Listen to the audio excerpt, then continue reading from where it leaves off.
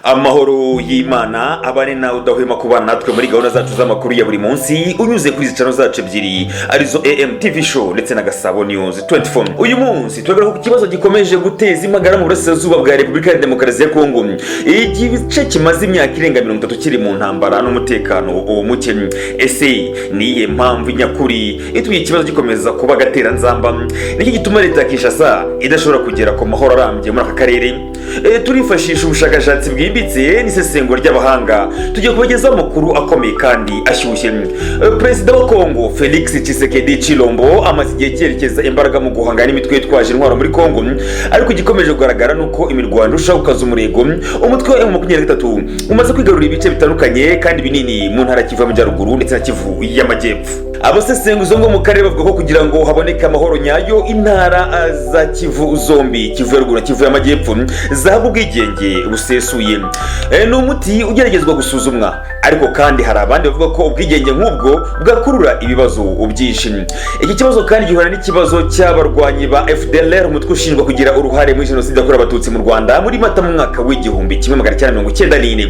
Abo barwanyi bakomeje ibikorwa byo kwibasira abasivili mu bwoko bw'abatutsi muri Congo, bikaba intandaro y'imitwe mishya yemeje kurinda abaturage bavugwaho kugirirwa nabi n'ingabo za leta ya Repubulika ya Demokarasi ya Congo. Nihe amahoro azava? Ese kuba ibihugu by'ibituranyi nka Angola, u Rwanda n'u Burundi ndetse n'umuryango wa Afurika yunze ubumwe byaragiye bigerageza guhuza impande zombi ariko bikanga, hari icyizere ko hari umuti urambye ushobora kuboneka? Ese ibiganiro bigiye guhuza leta ya Congo na AFC M23 muri Katari ibi bizatanga umusaruro? Ntujye kure muri iki kiganiro cyihariye aho tujya kubasesengura ku kibazo cya Congo gihagaze uyu munsi, impamvu nyakuri zituma umutekano uhora uhungabana ndetse n'ibindi. Ntucikwe ngo uhaye ikaze. Njye mujye kubana muri iki kiganiro, nitwa Etienne Besabes. Uburasirazuba bwa Repubulika ya Demokarasi ya Congo ni agace kamaze imyaka isaga 30 hari ibibazo by'umutekano muke ndetse n'intambara. Guverinoma zagiye zisimburana Kinshasa zose zananiwe gukemura iki kibazo. Gusa iki kibazo yeze kuri perezida uriho ubu ngubu ni bwa Tshisekedi Chilombo byasubiye ibibisi ndetse akomeza gushyamirana n'imitwe yitwaje intwaro muri Congo, bijyana naho imwe mu mitwe yari yarahunze yongera gutahuka y'uburi intwaro ubikomeje kurwanya ubutegetsi bwa Repubulika ya Demokarasi ya Congo. Uyu munsi iki gihugu kiri mu ihurizo rikomeye ryo gushaka uburyo cyakwivana muri iyi ntambara. Nubwo mu bayobozi b'ibihugu by'ibituranyi ibihugu bikomakomeye bakoze ibishoboka byose ngo bumvikanishe impande zombi zihanganye muri leta, nubwo mu bayobozi b'ibihugu by'ibituranyi ibihugu bikomakomeye bagiye bakora ibishoboka byose ngo bumvikanishe impande zombi zihanganye muri Congo, gusa leta ya Congo yo ikomeje gushaka ubufasha mu bihugu bikomakomeye ku isi kugira ngo biyifashe mu ntambara, bahabwe intwaro ndetse n'igisirikare cyabo cyongerwa ubumenyi kugira ngo bivune umwanzi. Abasesenguzi ba politiki bo mu karere bavuga ko ikibazo cy'intambara muri Congo mu kugishakira umuti bagaragaza ko intara Kivu ya ruguru ndetse intara Kivu y'Amajyepfo zahabwa ubwigenge zikigenga mu buryo bweruye.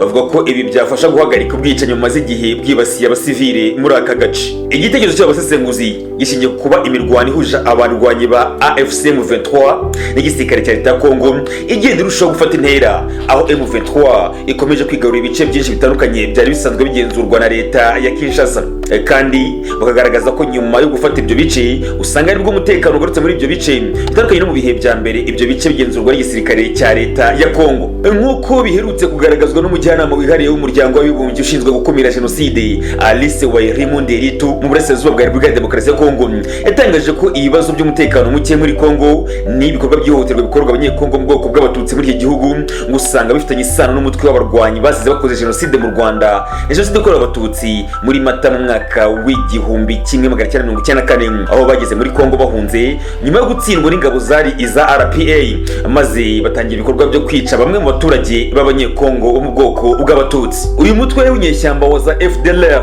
kwizana n'ubu barakica abaturage b'abanyekongo bo mu bwoko bw'abatutsi. Imitwe yitwaje intwaro nka FDLR niyo bivugwa ko iri inyuma y'ubu bwicanyi. Ahagana mu mwaka 2022 Nderutu yavuze ko ihohoterwa rikorerwa mu burasirazuba bwa Repubulika ya Demokarasi ya Congo harimo no kwibasira abasivile kubera ubwoko bwabo irigomba guhagarara mu maguru mashya. Gutotezwa kw'abakongomani bavuga ururimi rw'ikinyarwanda byatumye bo ubwabo bashyiraho imitwe y'abarwanyi myinshi kugira ngo byibuza bajye birwanaho mu gihe igisirikare cya leta Congo kibagabyeho ibitero. nibwo hashinzwe umutwe nka twirwaneho urwana ukubaho kw'abanyamurenge ndetse hanashingwa AFC M23. Muri iki gihe inyeshyamba za M23 zirwana n'ingabo za Congo n'abafatanyabikorwa babo barimo ingabo z'Abarundi, ingabo za SADC, abacancu b'i Burayi n'amasosiyete yigenga y'abarwanyi, FDLR, ingabo za MONUSCO ziri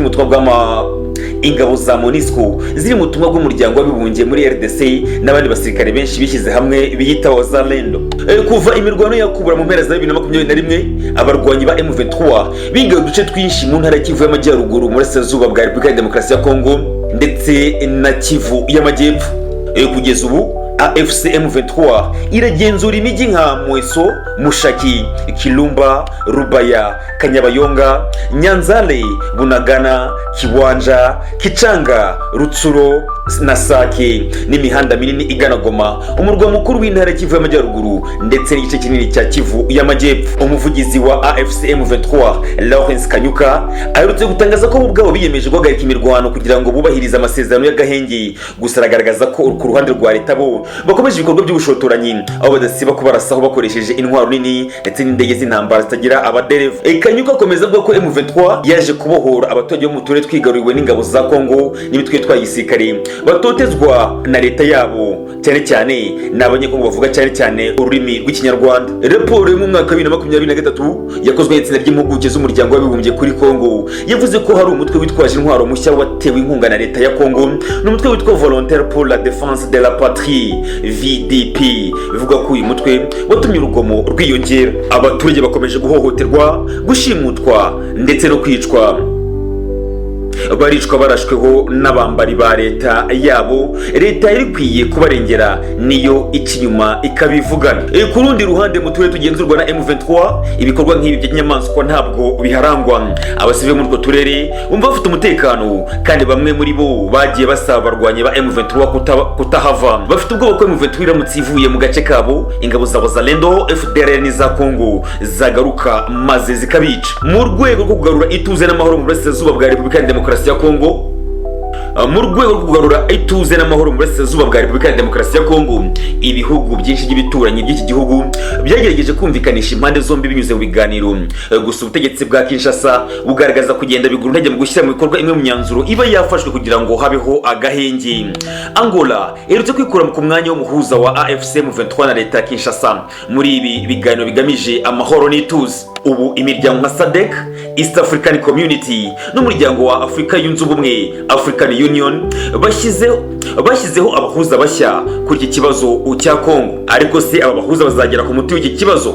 Abakurikirana hafi politiki yo mu karere k'ibiyaga bigari bavuga ko mu gihe cyose impande zihanganye zitaba zicaye hamwe ngo buri ruhande rugaragaze ibyo rwifuza ndetse hanabeho ubushake bwo gushyira mu bikorwa imyanzuro iba yemejwe ku mpande zombi, nta gisubizo cy'intambara kizagerwaho mu gihe cya vuba.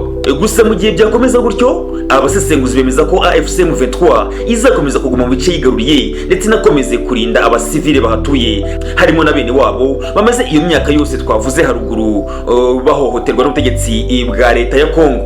Gusa hazakenerwa umutekano uhagije muri Kivu zombi. Hamwe n'ibi, imitwe amagana itwaje intwaro yica abakongomani bavuga ikinyarwanda izirukanwa ijye kure y'aba baturage. Aba basesenguzi bavuga ko ibyo bizafasha guhagarika imirwano imaze imyaka ibarirwa muri za mirongo mu burasirazuba bwa Repubulika ya Demokarasi ya Congo, ndetse hakurikireho na gahunda yo gucyura impunzi z'abakongomani bavuga ikinyarwanda zahungiye mu bihugu bitandukanye by'ibituranyi. Gusa hari icyizere ko ibiganiro bigamije amahoro hagati ya Congo n'abarwanyi ba AFC M23 bishobora kuba bigizwemo uruhare n'igihugu cy'igihanganye cya Qatar. Amakuru aturuka ku ruhande rwa leta ya Repubulika ya Demokarasi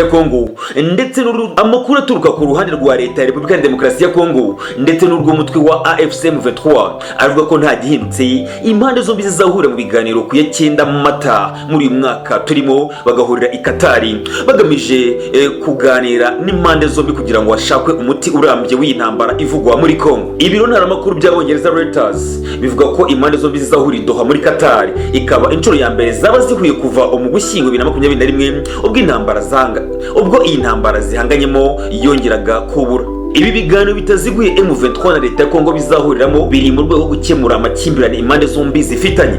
umwe mu bayobozi bo ku ruhande rwa leta ya Kinshasa yahamirije Reuters ko ibiganiro bizaba ku ya 9 Mata muri uyu mwaka turimo, ngo kereka urundi ruhande rwitwaye nabi muri ibi ibiganiro. Amwe mu masoko aturuka muri M23, amwe mu masoko yacu y'abantu ba hafi bava muri AFC M23 nayo yemeje iyi tariki nk'igomba kuzaberaho ibiganiro, ndetse uyu mutwe ushimangira ko witeguye kugeza kuri Kinshasa ibyo wifuza. Amakuru kandi avuga ko yaba M23 na leta ya Repubulika ya Demokarasi ya Congo bemeranyije ko batagomba gushyira ku karubanda ingingo bazaganiraho. Impande zombi zigiye guhurira i Doha muri Qatar nyuma y'uko ku ya 18 Werurwe ba Perezida Paul Kagame w'u Rwanda na Felix Antoine Tshisekedi wa Congo nabo bahuriye mu buryo butunguranye muri uriya murwa mukuru wa Qatar. Amakuru kandi avuga ko kuva ku wa gatanu w'icyumweru gishize Qatar yakira icyiciro cya kabiri cy'ibiganiro bya Kigali na Kinshasa, ndetse uwo munsi yanahuye n'intumwa za M23 zirimo Bertrand Bisimwa usanzwe ari perezida w'uyu mutwe na Colonel John Imani Nzenze ukuriye ubutasi muri AFC M23. Icyakora uwo munsi amakuru avuga ko ziriya ntumwa zitigeze zihura n'uruhande rwa leta ya Repubulika ya Demokarasi ya Congo. Ni imirwano yatumye abanyekongo babarirwa mu bihumbi bava mu byabo, inateza umwuka mubi hagati ya leta ya Congo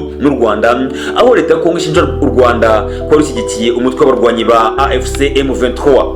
Mu byo u Rwanda rushinjwa harimo guha M23 ubufasha bw'ingabo n'ubw'ibikoresho, ndetse ibihugu bitandukanye mu mezi ashize byarufatiye ibihano rushinjwa kuba rufite ingabo ku butaka bwa Congo. U Rwanda rwakunze gutera utwatsi ibyo birego, ahubwo rwo rukavuga ko rwafashe ingamba z'ubwirinzi nyuma yo kumenya ko Kinshasa n'umutwe wa FDLR basangiye umugambi wo kurutera bakanakora ubutegetsi bw'i Kigali. Kera kabaye leta ya Congo igiye kujya mu biganiro na M23 mu gihe yarakunze kugaragaza ko itazigera na rimwe ivugana cyangwa se igirana ibiganiro n'aba barwanyi yita abaterabwoba. Uyu ni umusozo wacu w'iyi nkuru, reka ngushimire cyane wowe ubana natwe umunsi ku wundi muri gahunda zacu z'amakuru. Nimba utari wakora subscribe cyangwa se uri mushya hano, nagushishikariza gukora subscribe cyangwa se sabone kugira ngo ujye mu bambere bagerwaho n'amakuru n'ibiganiro byacu. Nimba ku kiganiro cyacu gisharinga gere ku nshuti zawe nyinshi, ukande like ndetse no siga igitekerezo cyawe hasi muri comment. Reka mbashimire cyane, amakuru nk'aya nakagaruka kuri AMTV Show na Gasabo News 24. Shalom.